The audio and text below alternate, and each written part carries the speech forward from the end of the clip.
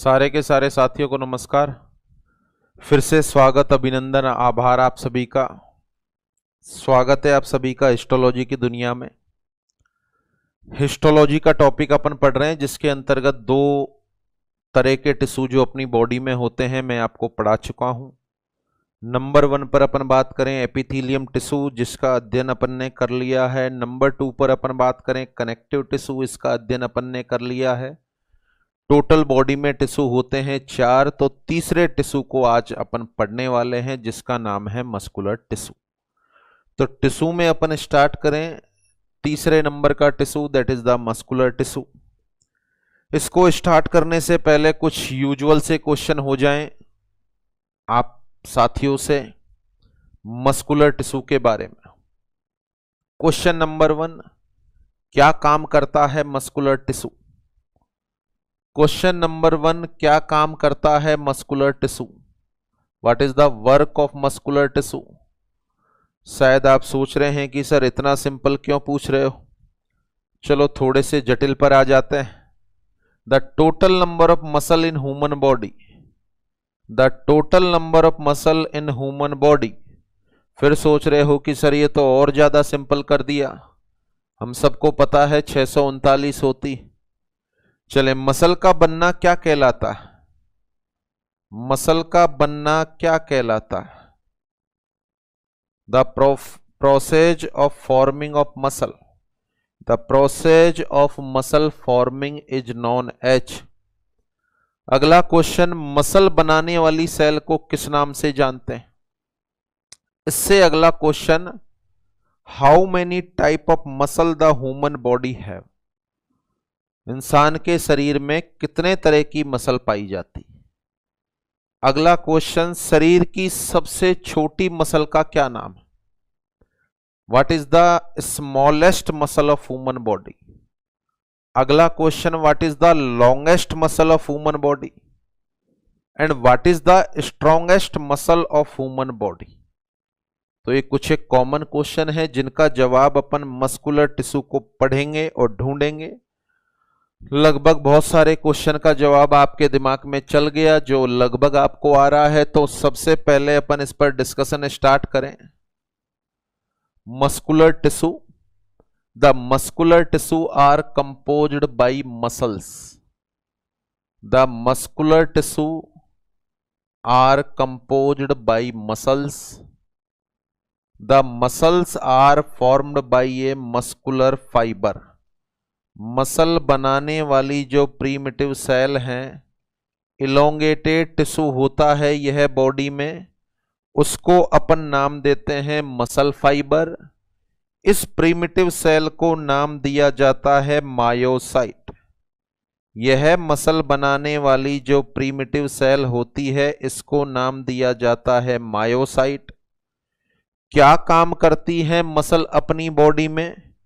तो आपके मेरे शरीर में जितने भी तरह के मूवमेंट होते हैं, आपके मेरे शरीर में जितने भी तरह के मूवमेंट होते हैं, वो सारे के सारे मूवमेंट को कराने के लिए मसल रेस्पॉन्सिबल होती है। द मस्कुलर टिश्यू और मसल्स और muscular fibre are responsible to perform all types of movement, all types of movement. जितने भी तरह के मूवमेंट होते हैं सारे के सारे मूवमेंट को परफॉर्म कराने के लिए रेस्पॉन्सिबल होती है मसल।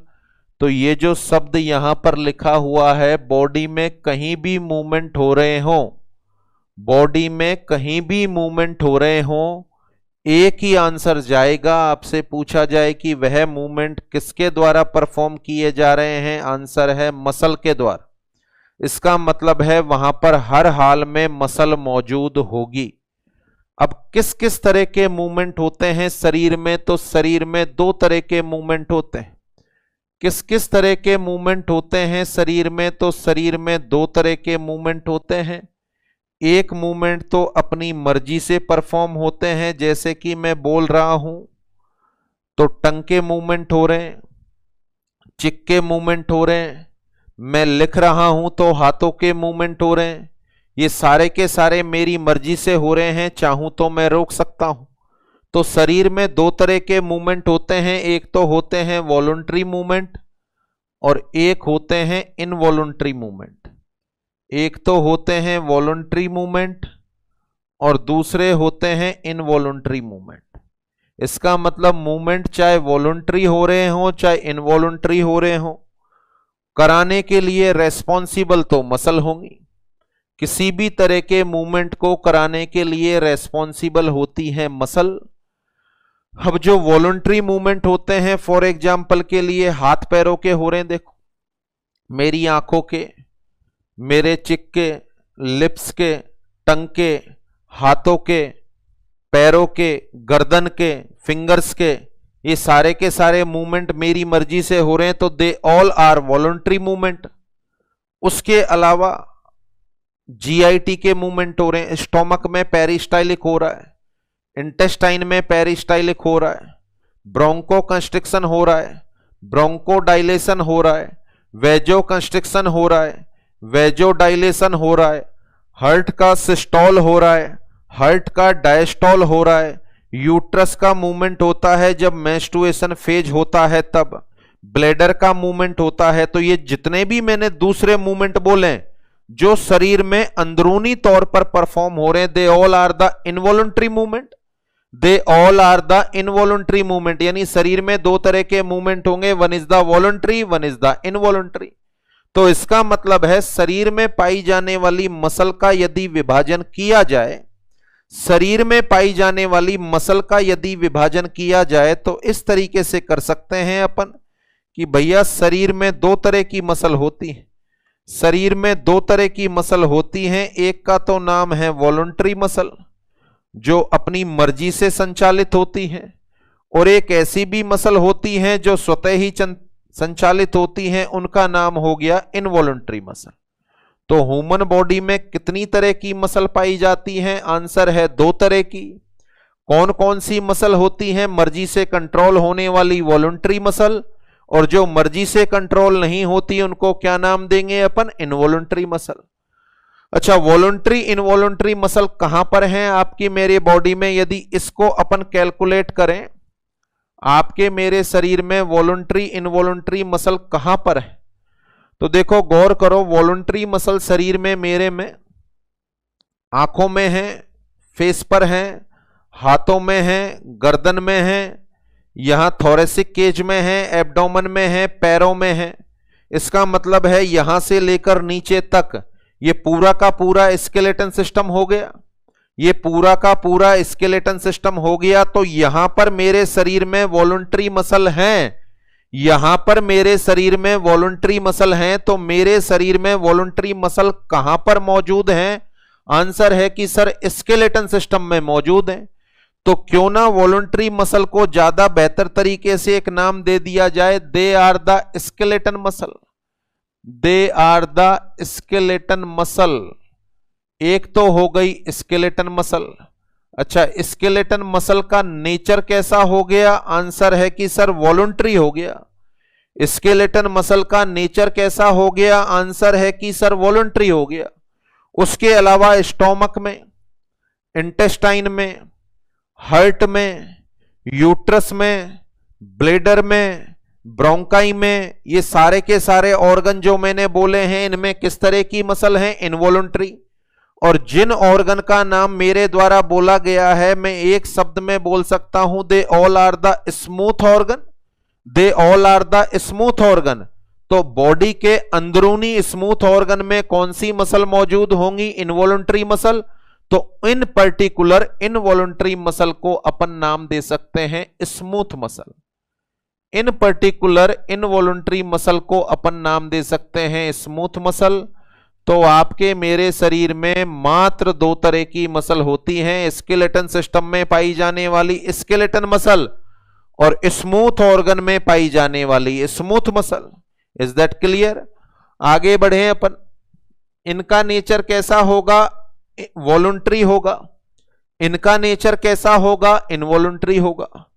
जब इन मसल को शरीर से बाहर निकाला और शरीर से बाहर निकालने के बाद इनकी स्ट्रक्चर का एनालिसिस किया गया, तो एनालिसिस करने के बाद इनकी स्ट्रक्चर में इस तरह की रेखाएं या स्ट्राइएशन मिले, इन मसल में इस तरह के स्ट्राइएशन देखने को मिले, और जब इन मसल को बाहर निकाल कर देखा गया तो इनमें इस तरह के स्ट्राइएशन नहीं थे। तो इनकी जब माइक्रोस्कोपिक स्ट्रक्चर देखी गई तो इनमें ये रेखाएं देखने को मिली, बोले तो स्ट्राइएशन देखने को मिले, जबकि इनके अंदर स्ट्राइएशन देखने को नहीं मिले। तो यहां पर स्ट्रक्चर के आधार पर अपन इस बात को बोल सकते हैं the skeleton muscles are striated muscle, the skeleton muscles are striated muscle. और वहां अपन को नाम देना होगा स्मूथ मसल। स्मूथ मसल में स्ट्राइएशन नहीं है, स्मूथ मसल में स्ट्राइएशन नहीं है, तो यहां अपन नाम देंगे they are non striated muscle, they are non striated muscle. Is that clear? Smooth muscle non striated होती हैं, जबकि स्केलेटन मसल स्ट्राइएटेड होती। इनका माइक्रोस्कोपिक अध्ययन किया गया तो एक पर स्ट्राइएशन मिले और एक पर स्ट्राइएशन नहीं मिले। फिर वोल बॉडी में जितनी भी मसल थी, जितने भी स्मूथ ऑर्गन थे, oesophagus, stomach, small intestine, large intestine, bladder, bronchi, blood vessel, सबको बाहर निकालकर उनकी स्ट्रक्चर को देखा गया। हार्ट की मसल को भी बाहर निकालकर उनकी स्ट्रक्चर को देखा गया। जब हार्ट की मसल को बाहर निकालकर उनकी स्ट्रक्चर को देखा गया तो उनकी स्ट्रक्चर में इस तरह की कंडीशन मिली, उनकी स्ट्रक्चर में इस तरह की कंडीशन देखने को मिली।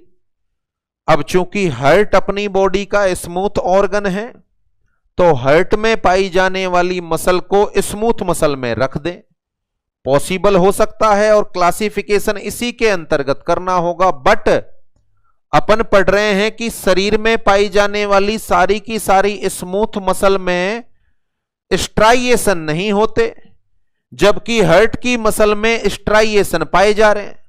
हार्ट में जो मायोकार्डियम होती है उसमें स्ट्राइएशन पाए जा रहे हैं, तो यहां तो रखना उचित नहीं होगा। चलो इसको यहां पर रख दें, अपन इसको स्केलेटन मसल में रख दें, पर यहां भी गलती हो जाएगी क्योंकि skeleton muscle are voluntary in nature, skeleton muscle are voluntary in nature. इसका मतलब है ना तो इसको यहां पर रखा जा रहा है क्योंकि ये स्ट्राइएटेड है, और ना इसको यहां पर रखा जा रहा है क्योंकि ये इनवॉलंटरी है। इसका मतलब है इनके लिए अलग से क्राइटेरिया फिक्स करना होगा। तो ये जो पर्टिकुलर मसल हैं इन दोनों मसल से अलग हैं, इनका नेचर तो इनवॉलंटरी होता है परंतु स्ट्रक्चर में यह सेमी स्ट्राइएटेड होती है, स्ट्रक्चर में यह सेमी स्ट्राइएटेड होती हैं। इस वजह से एक और स्पेशल क्लासिफिकेशन यहां पर जनरेट होगा, और उस स्पेशल क्लासिफिकेशन में अपन तीसरी मसल का जिक्र करेंगे जिनका नाम होगा कार्डियक मसल। तो there are 3 type of muscle in human body, there are 3 type of muscle in human body. कौन कौन सी मसल हो गई? स्केलेटन मसल, स्मूथ मसल और कार्डियक मसल। स्केलेटन मसल कैसी हैं? स्ट्राइएटेड। स्मूथ मसल कैसी हैं? Non striated. स्केलेटन मसल का नेचर है वॉलंटरी, स्मूथ मसल का नेचर है इनवॉलंटरी।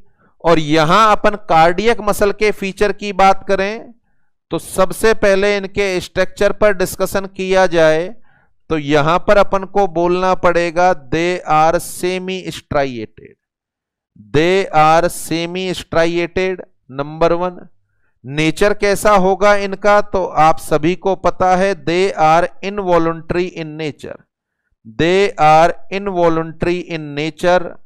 इसका मतलब है अपनी बॉडी में टोटल नंबर ऑफ मसल की बात करें तो 3 तरह की मसल हो, टोटल नंबर ऑफ मसल की बात करें तो 3 तरह की मसल हो गई। कौन कौन सी? स्केलेटन मसल, स्मूथ मसल और cardiac muscle. Is that clear? तो यहां से इसको सिस्टमेटिक तरीके से अपन पढ़ना स्टार्ट करें। सबसे पहला word, the muscular tissue are composed by muscle, the muscular tissue are composed by muscle. Muscle से मिलकर बना होता है। मसल जिस पर्टिकुलर यूनिट से मिलकर बनती हैं उसको अपन मसल फाइबर बोल रहे हैं, उसको अपन मसल फाइबर बोल रहे हैं। या फिर क्वेश्चन आपसे पूछा जाए मसल बनाने वाली सेल का क्या नाम होगा, मसल बनाने वाली सेल का क्या नाम होगा, तो आंसर है मायोसाइट। आंसर है myocyte. The process of formation of muscle, the process of formation of muscle, इसको नाम देते हैं अपन मायोजेनेसिस। इसको नाम दिया जाता है मायोजेनेसिस। जब कभी मसल के फंक्शन में डिस्टरबेंस आ जाए, whenever there is any disturbance in the muscular function, the condition is known as myopathy. The condition is known as myopathy. Disturbance of muscular function is myopathy. Muscle का बनना कहलाता है myogenesis. Muscle बनाने वाली cell को बोलते हैं myocyte. अगले पॉइंट पर आ जाएं, what is the function of muscle. What is the functions of muscle. Muscle के कौन कौन से फंक्शन होते हैं, तो एक ही शब्द याद रखना है, शरीर में होने वाले सारे तरह के मूवमेंट। तो यहां अपन बोलेंगे muscular tissue is responsible, muscular tissue is responsible to perform all type of movement of human body. Muscular tissue is responsible to perform all type of movement, to performed all types of movement. शरीर में होने वाले सभी तरह के movement के लिए responsible होती है muscle. Next word classification of muscle. Classification of muscle, there are 3 type of muscle. Classification of muscle, तो ह्यूमन बॉडी में कितने तरह की मसल होती हैं, आंसर है there are 3 type of muscle. There are 3 types of muscle. कौन कौन सी मसल होती हैं, अभी अभी अपन ने डिस्कस किया है।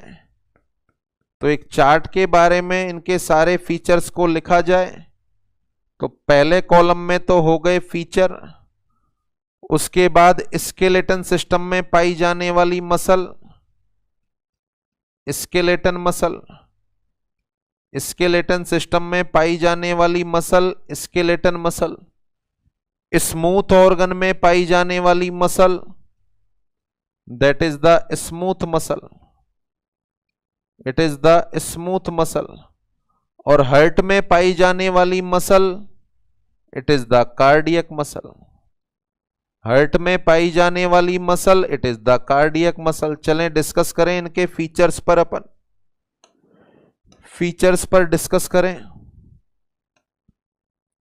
ये फीचर्स हो गए, ये स्केलेटन मसल वाला कॉलम हो गया, ये स्मूथ मसल वाला और वो कार्डियक मसल वाला।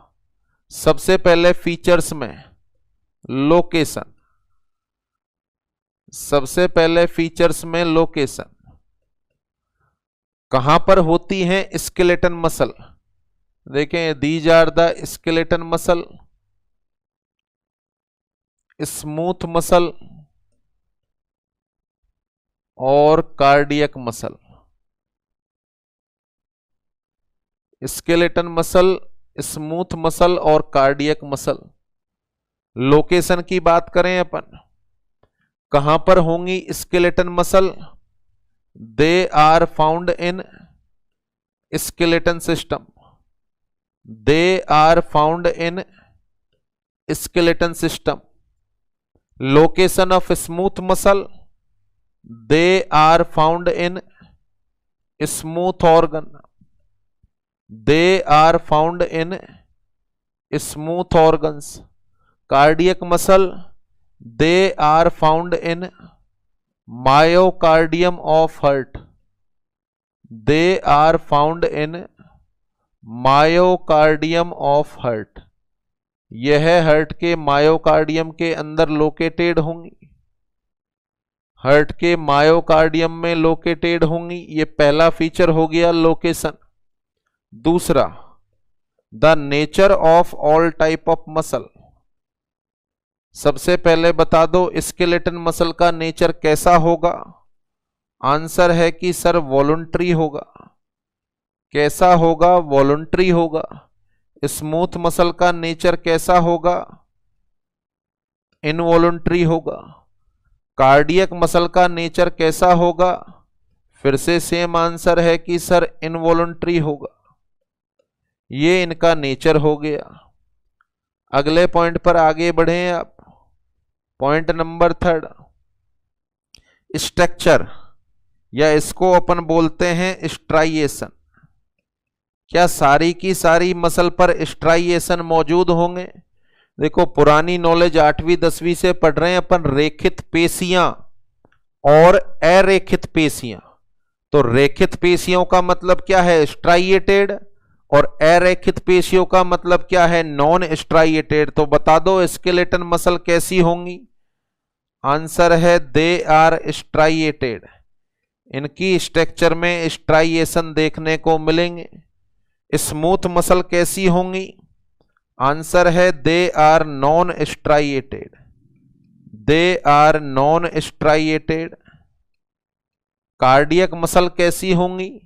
दे are semi striated. They are semi striated. तो ये इनमें डिफरेंस हो गया। ये इनमें डिफरेंस हो गया। शायद 100% आपको समझ में आ रहा है। स्केलेटन मसल की लोकेशन, स्मूथ मसल की और कार्डियक मसल की, तीनों का नेचर हो गया आपके सामने। और स्ट्राइएशन के आधार पर they are striated, they are non striated and they are semi striated. तीनों मसल के अंदर सारे के सारे ऑर्गेनेल होते हैं, परंतु यहां पर ये जो स्पेशल तरह की मसल है, कार्डियक मसल, जैसे आपने कभी महसूस किया होगा कि आप कभी बहुत दिनों बाद अचानक से क्रिकेट खेल लेते हैं तो आपके शरीर में अगले दिन दर्द होता है, 24 घंटे बाद दर्द होता है। कोई भी गेम खेल लो आप या ज्यादा काम कर लो तो दर्द होता है। दर्द होने का कारण क्या है? कि आपकी मसल ने ज्यादा काम किया और उनको जितनी ऑक्सीजन की आपूर्ति होनी थी नहीं हो पाई। इसकी वजह से आपके मस्कुलर फाइबर में एनएरोबिक रेस्पिरेशन हुआ, जिससे लैक्टिक एसिड का निर्माण हो गया, इसलिए दर्द होता है। आप एनएरोबिक रेस्पिरेशन से लैक्टिक एसिड बन गया, इसलिए आपकी मसल्स के अंदर दर्द हो रहा है। Point number 1।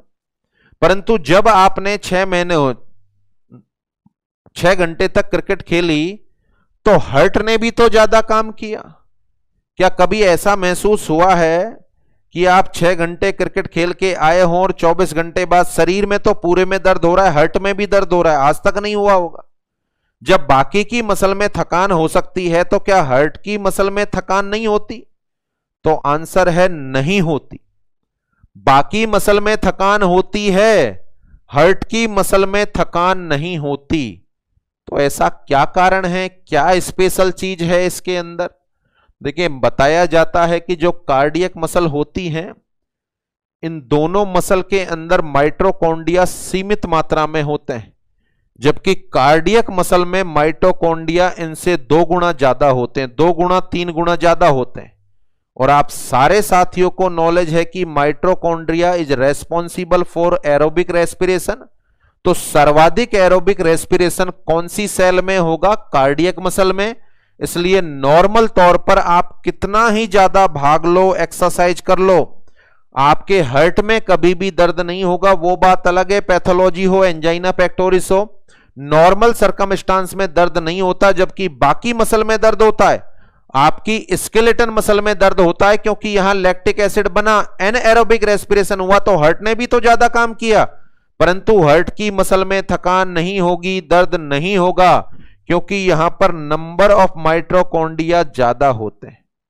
तो पहला व्यवहारिक सा क्वेश्चन भी है, और भी कई कारण हैं जो आगे कार्डियोलॉजी के अंदर डिस्कस हो जाएंगे कि हार्ट की मसल में कभी थकान नहीं होती क्योंकि इनमें बहुत ज्यादा मात्रा में माइटोकॉन्ड्रिया पाए जाते हैं।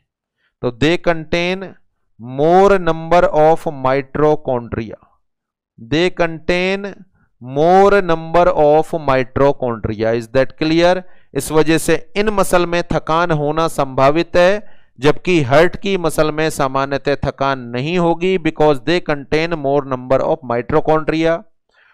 आगे बढ़े, नॉर्मल तौर पर अपन ये पढ़ते आए हैं 639 वाला फिगर, 639 वाला फिगर पढ़ते आए हैं। क्वेश्चन भी शुरुआत में मैंने पूछा था कि बताओ टोटल नंबर ऑफ मसल कितनी है। आंसर है इसका can not be counted. Muscle को कभी भी काउंट कर ही नहीं सकते आप। आपके मेरे शरीर में कितनी मसल हैं? क्या कभी किसी किताब में पढ़ा कि हार्ट की मायोकार्डियम में 200 मसल हैं? क्या कभी पढ़ा कि स्टोमक में इतनी मसल है, इंटेस्टाइन में इतनी मसल है, ब्लैडर में इतनी मसल है, ब्रोंकाई में इतनी मसल है, ब्लड वेसल में इतनी मसल है? कभी पढ़ा क्या? No. The total number of muscle in human body, the answer is it can not be counted. इनको काउंट नहीं किया जा सकता। अब क्वेश्चन आ रहा है कि सर फिर 639 क्या है? They are the skeleton muscle. अगर क्वेश्चन ये पूछ ले the total number of muscle in human body 639, 640, 641 और कैन नॉट बी काउंटेड, तो आंसर होगा can not be counted. Count कर ही नहीं सकते टोटल मसल को। The total number of skeleton muscle are, the total number of skeleton muscle are, the answer is 639। The answer is 639। यहां दोनों parameter में बात करें तो इनको काउंट नहीं कर सकते। कभी किसी किताब में नहीं पढ़ा होगा आपने कि स्मूथ मसल इतनी है शरीर में या कार्डियक मसल इतनी है शरीर में। केवल और केवल इसको स्केलेटन मसल को काउंट कर सकते हैं। So that's why the total number of skeleton muscle are, answer is 639। Next point, इनको बनाने वाली जो प्रीमिटिव सेल है, स्केलेटन मसल को बनाने वाली जो प्रीमिटिव सेल है, उसको अपन नाम देते हैं सार्कोमियर। यानी सार्कोमियर के बारे में वर्ड बोल सकते हैं अपन, it is the functional and structural unit of skeleton muscle. What is the sarcomere? It is the functional and structural unit of skeleton muscle. अब क्या होती है सार्कोमियर? सार्कोलेमा क्या होती है? कौन से प्रोटीन इसमें होते हैं? इसकी पूरी की पूरी स्ट्रक्चर का अध्ययन आप मस्कुलो स्केलेटन सिस्टम में करने वाले हैं। अभी के लिए ध्यान रखने वाली जो स्पेशल बातें हैं वो ये हैं, the total number of muscle in human body, answer is can not be counted. The total number of skeleton muscle are 639। इनको गिनना संभव नहीं है। हार्ट की मसल में कभी थकान नहीं होती क्योंकि इसमें मैक्सिमम नंबर में माइटोकॉन्ड्रिया होते हैं जो एरोबिक रेस्पिरेशन कराते हैं। What is the sarcomere? It is the structural and functional unit of skeleton muscle. Structural and functional unit of skeleton muscle. Is that clear? इसके अलावा अपन बात करें एक और कंट्रोवर्शियल फैक्ट जो काफी किताबों में नेट पर आपको देखने को मिलेगा। Which of the following is most abundant tissue in human body? Answer last lecture में मैंने बता दिया था आपको, आंसर इज कनेक्टिव टिश्यू। परंतु कहीं कहीं पर इसका आंसर आपको मस्कुलर टिश्यू देखने को मिलेगा। कुछ हद तक यह बात भी सही है। आपके एग्जाम में क्वेश्चन आए most abundant tissue of human body, answer is connective tissue, that's all. Skeleton muscle या मसल को क्यों बोलते हैं सर्वाधिक मात्रा में पाया जाने वाला? उसका कारण यह है कि यदि किसी इंसान का वजन 100 किलो है, यदि किसी इंसान का वजन 100 किलो है, उसके शरीर से सारी स्केलेटन मसल को निकाल दो, सारी स्केलेटन मसल को निकाल दो और अब उसका वजन तोलो, उसका वजन हो जाएगा 70 किलो या 65 किलो। 100 किलो वाले इंसान में अकेले स्केलेटन मसल 30 से 35% भार बनाती है। अकेले स्केलेटन मसल 30 से 35% शरीर का भार बनाती हैं। इसका मतलब यह कहा जा सकता है, यदि भार के हिसाब से देखें, वजन के हिसाब से देखें, तो शरीर में कौन से टिश्यू का वजन सर्वाधिक होगा? आंसर है मस्कुलर टिश्यू का। मस्कुलर टिश्यू में भी किसका सर्वाधिक होगा? आंसर है स्केलेटन मसल का। तो यदि आ जाए according to body weight which of the following is most abundant tissue of human body, तो बॉडी वेट के अकॉर्डिंग ह्यूमन बॉडी में कौन सा टिश्यू है जो मोस्ट एबुडेंट होता है? तो आंसर है मस्कुलर टिश्यू। परंतु अभी तक जितनी बार भी आपके एग्जाम में क्वेश्चन आया है, कभी भी इस शब्द का इस्तेमाल नहीं हुआ। अगर रेयर में इस शब्द का इस्तेमाल हो जाए कि बॉडी वेट के अकॉर्डिंग कौन सा टिश्यू है जो सर्वाधिक मात्रा में होता है, इसका आंसर आपको देना है मस्कुलर टिश्यू, बॉडी वेट के अकॉर्डिंग आए। अदरवाइज मोस्ट एबुंडेंट टिश्यू का क्वेश्चन आए तो आंसर देना है कनेक्टिव टिश्यू। तो that is the classification of muscle. शायद सारे के सारे शब्द आपको समझ में आ गए। फिर से रिवीजन के तौर पे चलें। आज के लेक्चर में अपन ने मस्कुलर टिश्यू पढ़ा है। मस्कुलर टिश्यू का बेसिक डिस्क्रिप्शन मैंने बता दिया। यहां से स्टार्ट कर रहे हैं अपन। Muscular tissue are composed by muscle. They are composed by muscular fibre also known as myocyte. Muscle बनाने का प्रोसेस मायोजेनेसिस। मसल के फंक्शन का डिस्टरबेंस हो जाना मायोपैथी कहलाता है। What are the function of muscle? They are responsible for all type of movement.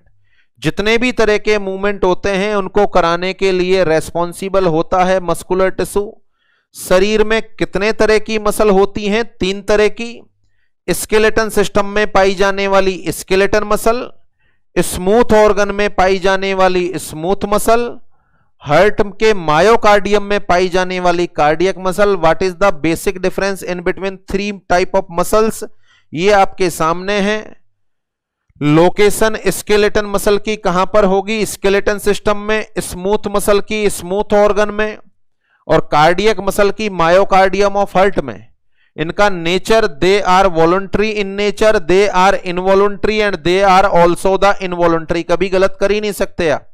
Striation की बात करें, skeleton muscle are striated, smooth muscle are non striated and cardiac muscle are semi striated. इसके अलावा specific मैंने आपको बताया, the total number of muscle in human body can not be counted. The total number of skeleton muscle 639।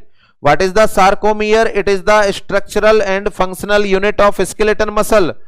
और cardiac muscle में कभी थकान नहीं होती क्योंकि यहां मैक्सिमम नंबर में माइटोकॉन्ड्रिया होते हैं। यदि क्वेश्चन घुमाकर यूं पूछ ले कि भार के अनुसार बॉडी में सर्वाधिक मात्रा में पाया जाने वाला टिश्यू है, तो फिर इसका आंसर होगा स्केलेटन मसल। क्या आंसर देना चाहेंगे आप? Skeleton muscle. Is that clear? तो ये मसल के बारे में तीनों मसल का बेसिक डिफरेंस हो गया। अब मेरे हिसाब से कुछ कॉमन से क्वेश्चन यदि मैं आपसे पूछूं, which of the following type of muscle are found in uterus? Which of the following type of muscle are found in uterus? Option ले लेते हैं पहले अपन। नंबर ए स्केलेटन मसल,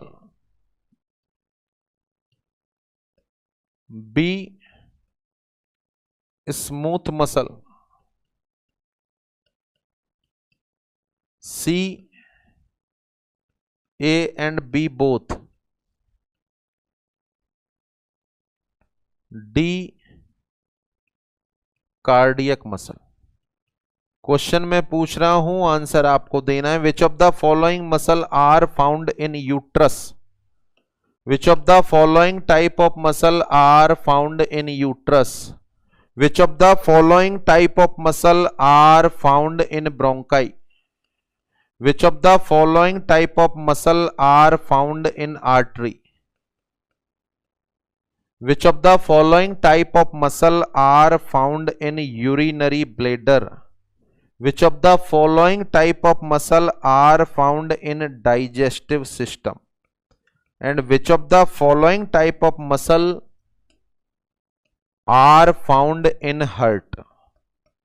इन क्वेश्चनों का आंसर आपको देना है। शायद सारे के सारे साथियों को आंसर मिल गया होगा। बताओ, यूट्रस में पाई जाने वाली मसल हैं, ये ऑप्शन दिए जाएं तो मुझे नहीं लगता कोई गलती कर सकता है। Answer is skeleton muscle.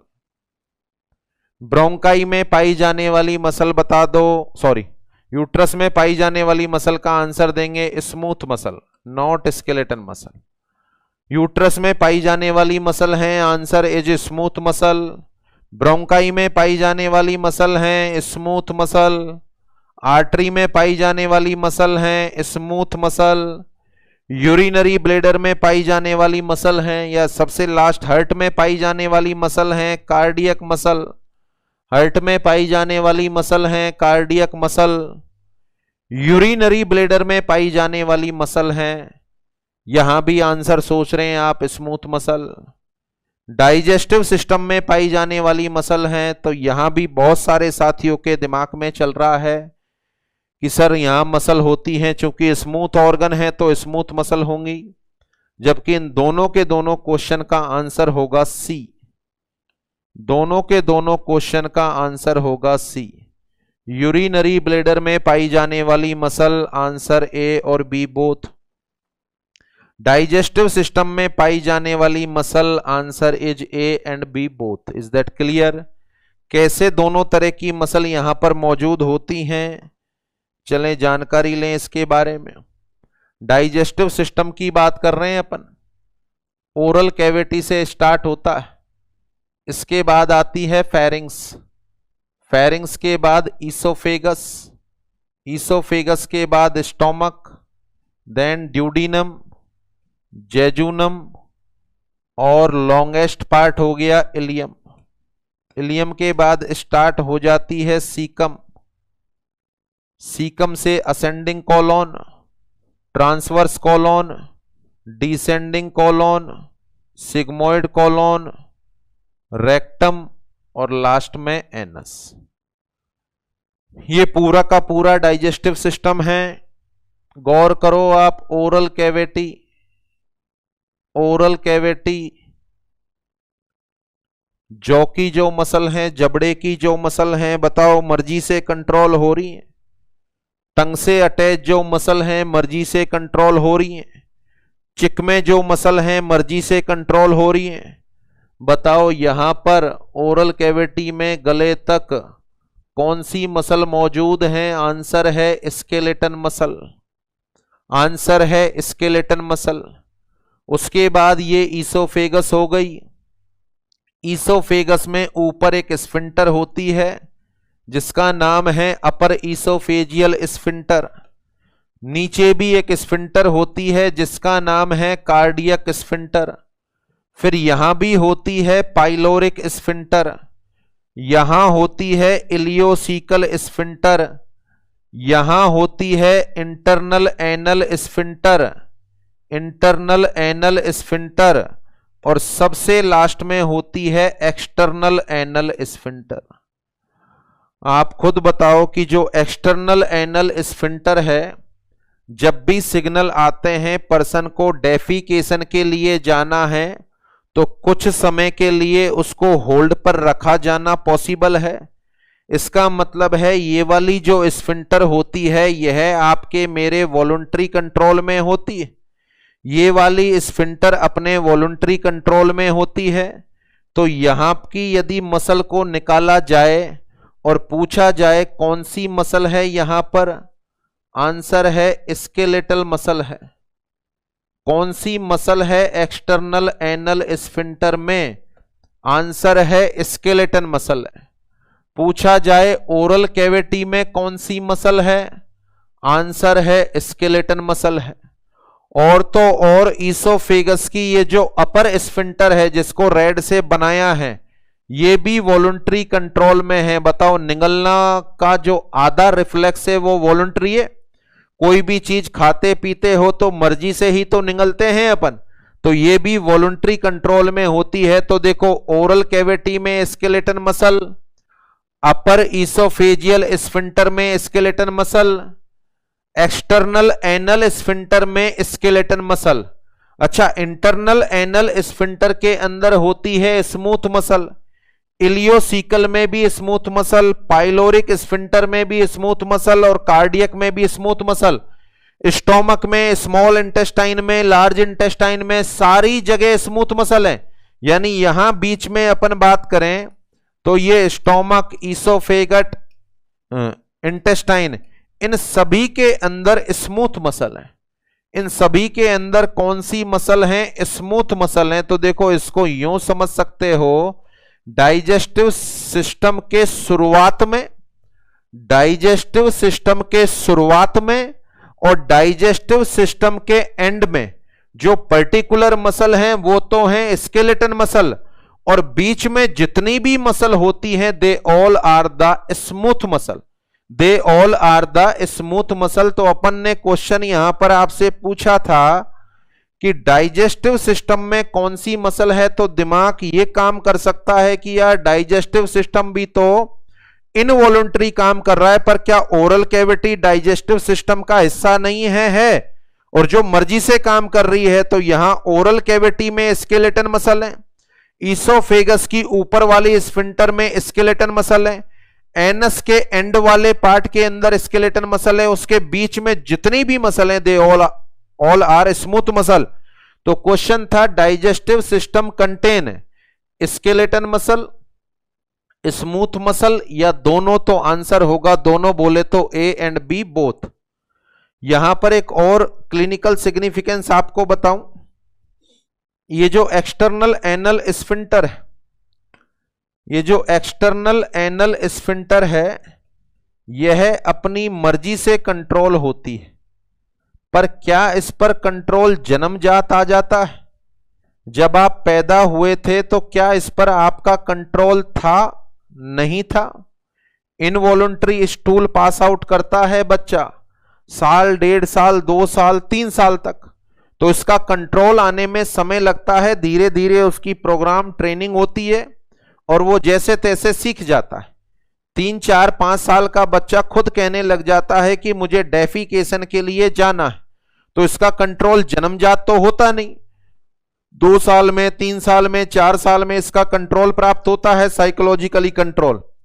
कुछ बच्चे ऐसे होते हैं जिन पर यह कंट्रोल 5 साल बाद भी नहीं आता, इसका कंट्रोल 5 साल बाद भी नहीं आता, और यह बच्चे बेड पर, नाइट में, स्कूल में या कहीं भी डेफिकेट कर देते हैं। तो इस तरीके से डेफिकेट करने का मतलब है 5 साल बाद। तो यहां पर अपन बोलेंगे involuntary, involuntary passing out of stool, involuntary passing out of stool. अब चूंकि छोटा बच्चा तो करेगा ही करेगा, बट 5 साल के बाद भी यदि कर रहा है involuntary passing out of stool after the age of 5 year, 5 साल के बाद भी यदि बच्चा इनवॉलंटरी डेफिकेट करे तो इस पर्टिकुलर कंडीशन को एक टर्म से जाना जाता है, उसका नाम है फंक्शनल एनकॉर्पेसिस। इस कंडीशन को नाम दिया जाता है functional encopresis. It is defined as the passing out, involuntary passing out of the stool after the age of 5 year। इनको एलिमिनेशन डिसऑर्डर में काउंट किया जाता है बिना किसी ऑर्गेनिक पैथोलॉजी के। यदि 5 साल के बाद भी बच्चे का अपने स्टूल पर कंट्रोल नहीं हो या फिर एक्सटर्नल एनल स्फिंक्टर पर कंट्रोल नहीं हो, तो बच्चे में होने वाली पर्टिकुलर बीमारी को नाम देंगे अपन फंक्शनल एनकॉर्पेसिस। तो it is defined as involuntary passing out of stool after the age of 5 year. ये तो हो गई डाइजेस्टिव सिस्टम के बारे में चर्चा। अब अपन बात करें ब्लैडर के बारे में चर्चा।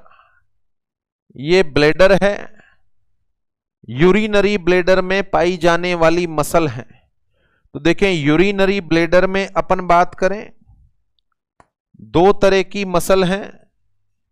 ये अंदर वाली मसल है जिसको बोलते हैं internal bladder sphincter, internal bladder sphincter.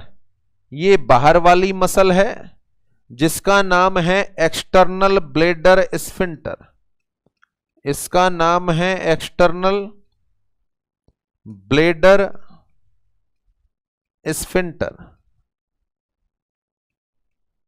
इस पर भी वॉलंटरी कंट्रोल होता है।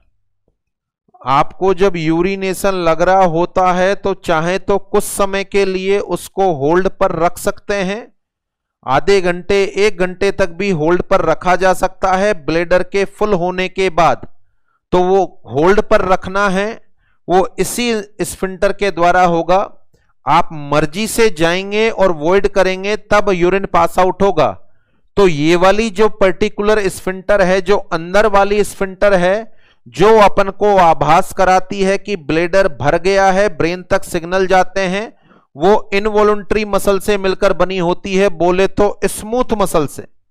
जो ऊपर वाली स्फिंक्टर है इसके अंदर होती है स्मूथ मसल, और ये जो बाहर वाली स्फिंक्टर है इसके अंदर होती है skeleton muscle. External bladder sphincter के अंदर स्केलेटन मसल पाई जाती हैं।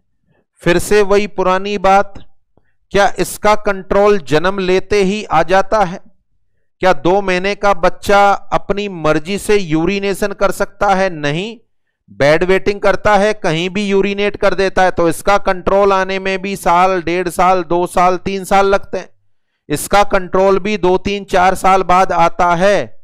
परंतु यदि इसका कंट्रोल भी 5 साल तक नहीं आए, इसका कंट्रोल भी 5 साल तक नहीं आए और बच्चा लगातार यूरिन पास आउट करे, वो भी इनवॉलंटरी, तो अपन बोलेंगे involuntary passing out of urine, involuntary passing out of urine after the age of 5 year, after the age of 5 year. 5 साल बाद भी यूरिन पास आउट करे और ब्लेडर पर कंट्रोल नहीं आए तो इस पर्टिकुलर कंडीशन को नाम देते हैं एन्यूरेसिस। इसको नाम देते हैं एन्यूरेसिस। यह कई तरह का हो सकता है। यदि नींद में यूरिन पास आउट कर रहा है 5 साल के बाद, that is the nocturnal enuresis. यदि ब्लेडर में कोई पैथोलॉजी है उसकी वजह से ऐसा हो रहा है, that is the organic enuresis. और बिना पैथोलॉजी के ऐसा हो रहा है, the condition is known as functional enuresis. The condition is known as functional enuresis. तो फंक्शनल एन्यूरेसिस का मतलब क्या हुआ? It is defined as involuntary passing out of urine after the age of 5 year is known as functional enuresis. यहां पर एक बार नहीं 20-25 बार आपके एग्जाम में एक स्टैंडर्ड क्वेश्चन आता है। उस क्वेश्चन का नाम है the drug of choice, the drug of choice in functional enuresis. तो देखें आंसर नॉर्मली जाता है imipramine. The drug of choice in functional enuresis, the answer is imipramine. चूंकि वर्तमान के सिनेरियो को बात करें तो यहां पर चेंज हो गया है क्राइटेरिया। इमीप्रेमिन अभी तक जितने भी एग्जाम हुए हैं आंसर हमेशा इमीप्रेमिन गया है। परंतु यदि इमीप्रेमिन के साथ आपके ऑप्शन में डेस्मोप्रेसिन भी आ जाए, इमीप्रेमिन के साथ डेस्मोप्रेसिन भी आ जाए, तो पहला आंसर आपको देना है desmopressin.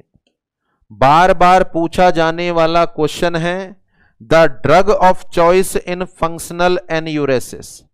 The drug of choice in functional enuresis, number 1 answer देना चाहें तो वो होगा डेस्मोप्रेसिन। अगर ये ऑप्शन में नहीं हो तो फिर क्या आंसर देना चाहेंगे? Answer is imipramine. Is that clear? तो यहां पर अपन क्वेश्चन इस तरीके से डील कर रहे थे कि डाइजेस्टिव सिस्टम में कौन सी मसल है, आंसर है डाइजेस्टिव सिस्टम में कौन सी मसल है, आंसर है skeleton muscle and smooth muscle, दोनों तरह की मसल पाई जाती। यदि एक्सटर्नल एनल स्फिंक्टर पर बच्चे का 5 साल तक भी कंट्रोल नहीं आए तो होने वाली बीमारी को नाम देंगे फंक्शनल एनकॉर्पेसिस। इसमें भी इमीप्रेमीन, एमीट्रिप्टिलीन, क्लोमीप्रेमीन इस तरह की दवाइयां अपन चलाते हैं, फर्दर डिस्कशन में आएगा ये। यूरिनरी ब्लैडर में कितने तरह की मसल हैं, आंसर है स्केलेटन मसल भी है और स्मूथ मसल भी। इस एक्सटर्नल ब्लैडर स्फिंक्टर पर इंसान का या बच्चे का कंट्रोल कब आता है, 5 साल तक आ जाता है। अगर 5 साल तक नहीं आया तो वह बेड वेटिंग करेगा, नाइट में सोने के दौरान यूरिनेशन करेगा। उस पर्टिकुलर अवस्था को नाम देंगे अपन functional enuresis. It is defined as the involuntary passing out of urine after the age of 5 year. और यहां पर दी जाने वाली ड्रग ऑफ चॉइस का नाम होगा पहले नंबर पर डेस्मोप्रेसिन, पहले नंबर पर डेस्मोप्रेसिन। और यदि ये नहीं आए तो आंसर देना है आपको इमीप्रेमिन। Is that clear? तो शुरुआत यहां से की थी अपन ने, इस वजह से इतने सारे क्वेश्चनों को के बारे में जानकारी ली। यूट्रस में पाई जाने वाली मसल है स्मूथ मसल, ब्रोंकाई में पाई जाने वाली मसल है स्मूथ मसल, स्टोमक में पाई जाने वाली मसल है स्मूथ मसल, आर्टरी में पाई जाने वाली मसल है स्मूथ मसल, वेन में पाई जाने वाली मसल है स्मूथ मसल, हार्ट में पाई जाने वाली मसल है कार्डियक मसल, डाइजेस्टिव सिस्टम में पाई जाने वाली मसल है स्केलेटन मसल और स्मूथ मसल, यूरिनरी ब्लैडर में पाई जाने वाली मसल है स्केलेटन मसल और स्मूथ मसल, दोनों तरह की मसल होंगी। और यदि लास्ट वाली मसल पर कंट्रोल नहीं आए और इनवॉलंटरी स्टूल पास आउट करे तो कंडीशन का नाम है फंक्शनल एनकॉर्पेसिस। और यदि यूरिन पास आउट करे तो कंडीशन का नाम है फंक्शनल एन्यूरेसिस। इसमें बनने वाला क्वेश्चन और उसका आंसर मैंने आपको बता दिया। Is that clear? तो यहां पर मेरे हिसाब से कई सारे कंफ्यूजन जिन्होंने नहीं पढ़ा हुआ है उनके दूर हुए। जैसे number 1, total number of muscle शरीर में कितनी है, तो सीधा सा आंसर अपने दिमाग में पहला आंसर क्लिक करता है कि सर 639 है। गलत है, 639 नहीं, काउंट कर ही नहीं सकते। Total number of skeleton muscle होती है 639। Number 2, what is the sarcomere? Muscle बनाने वाली यूनिट नहीं, स्केलेटन मसल बनाने वाली यूनिट को बोलते हैं सार्कोमियर। हार्ट की मसल में कभी थकान नहीं होती जबकि बाकी की मसल में थकान होती है, क्योंकि इसमें सर्वाधिक मात्रा के अंदर माइटोकॉन्ड्रिया प्रेजेंट होते हैं। Is that clear? तो ये कुछ कंफ्यूजन वाला पार्ट। और उसके अलावा यदि बॉडी में सर्वाधिक मात्रा में पाया जाने वाला टिश्यू, आंसर होगा कनेक्टिव टिश्यू। और यदि आ जाए वेट के आधार पर कौन सा टिश्यू सर्वाधिक मात्रा में है, आंसर होगा muscular tissue. Is that clear? Last में जो शुरुआती एक आध क्वेश्चन पूछे थे उनका जवाब कि बॉडी में सबसे छोटी मसल का नाम बता दो। Which of the following are smallest muscle? सबसे स्मॉल मसल, सोचें माइंड के अंदर। स्मॉलेस्ट मसल तो देखें शायद लगभग सारे साथियों को पता है, answer is stapedius muscle. Ear में पाई जाती है, लोकेशन कहां पर होगी इसकी? Ear. It is found inside the ear, stapedius muscle. अगला, longest muscle of human body. Longest muscle of human body तो देखें ये जो फीमर है या थाई है, इसके जस्ट बैक साइड में, जस्ट बैक साइड में जो मसल होती है वह सबसे लॉन्गेस्ट मसल होती है, जिसका नाम है सार्टोरियस मसल। जिसका नाम है sartorius muscle. It is the longest muscle of human body. शायद लगभग सारे साथियों को यह पता होगा, it is also called as tailor muscle. इसको टेलर मसल के नाम से भी जाना जाता है। टेलर मसल क्यों कह रहे हैं? क्योंकि वहां पर जो मूवमेंट होता है टेलर के द्वारा जब कपड़े की सिलाई होती है, तो आप समझते हैं मसल पर प्रेशर क्रिएट होता है और मैक्सिमम यूटिलाइजेशन होता है। So that's why it is also called as tailor muscle. Next, strongest muscle जो अपने जॉ में होती है और इसका नाम है मसल ऑफ मैसेटर या मैसेटर मसल, जो अपने जॉ के अंदर पाई जाती है, that is the masseter muscle. इसको सबसे फास्ट काम करने वाली और सबसे मजबूत मसल माना जाता है। तो ये सिंपल सिंपल से क्वेश्चन। बॉडी की सबसे छोटी मसल का नाम स्टेपेडियस मसल, सबसे लंबी मसल का नाम जो थाई के बैक साइड में होती है नाम है सार्टोरियस मसल, और सबसे स्ट्रॉन्गेस्ट मसल की अपन बात करें तो स्ट्रॉन्गेस्ट मसल में आप नाम देंगे मसल ऑफ मैसेटर। इसका नाम होगा muscle of masseter. Is that clear? तो ये मस्कुलर टिश्यू के बारे में एक बेसिक डिस्क्रिप्शन कंप्लीट होता है। बहुत सारे क्वेश्चन जब पढ़ने से पहले अपन डील कर रहे थे, सभी का आंसर आपको मिल चुका है। फिर से एक बार 1 मिनट में क्विक रिवीजन अपन करें। मस्कुलर टिश्यू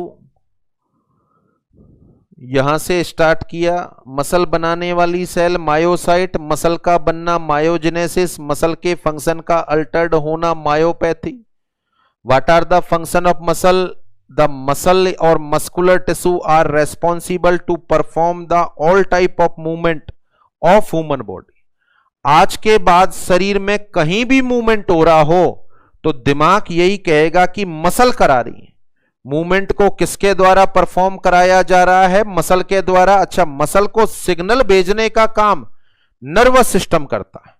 मसल अपनी मर्जी से मूवमेंट कर रही है, मैं हाथों के मूवमेंट कर रहा हूं तो सिग्नल तो ब्रेन से आ रहे हैं, मोटार न्यूरॉन से, तो इसको सिग्नल या इंपल्स भेजने का फंक्शन परफॉर्म होता है न्यूरॉन या नर्वस टिश्यू के द्वारा।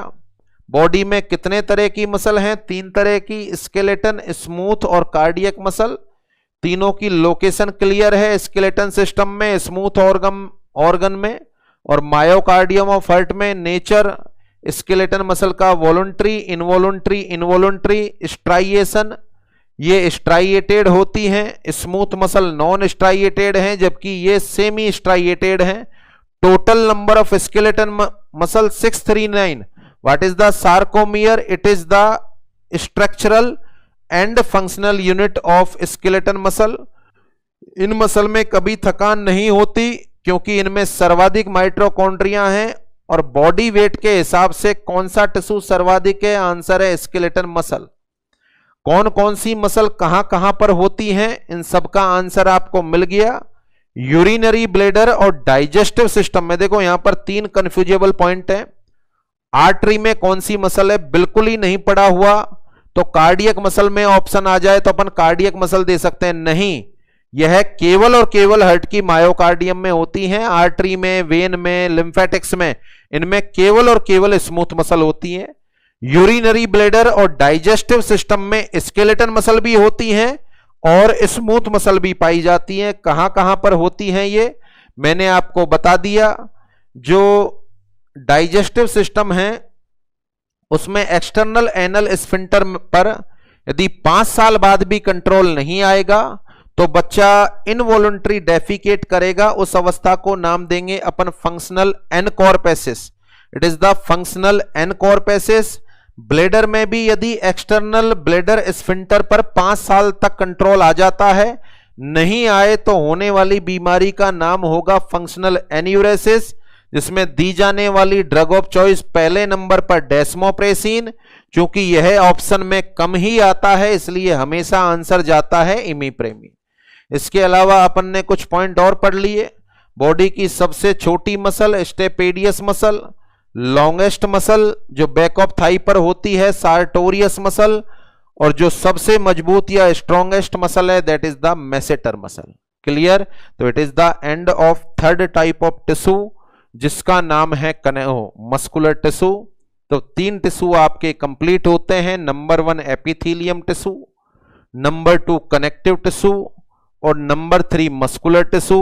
अब लास्ट और चौथा टिश्यू बचा है जिसका नाम है नर्वस टिश्यू, जिसको अपन कल के लेक्चर में डिस्कस करने वाले हैं। तो आज के अभी के लिए इतना ही।